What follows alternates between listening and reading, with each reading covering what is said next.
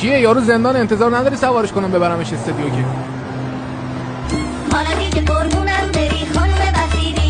امیر جان خودتو معرفی میکنی؟ داداش شورت ما رو خیمه کردی رو سر اون انقدر ازمون ویدیو ساخته، چیو معرفی کنم من کسکش؟ خب خدا رو شکر هنوز همون رپر قدیمی زنده است.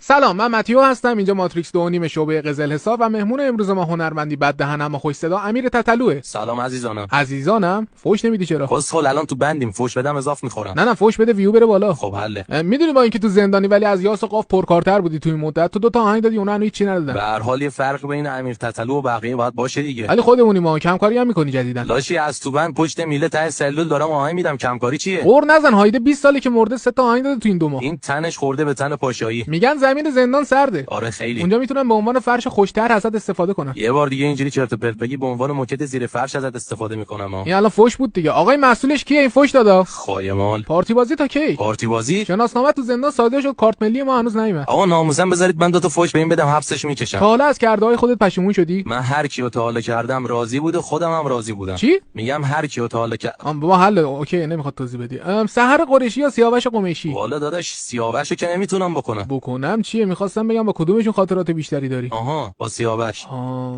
اوکی خیلی هم عالی. خیلی بی پرده حرف میزنی. کی گفته اصلا من با بی پرده حرف میزنم؟ بابا کلا بحثو میکشی یه جای دیگه.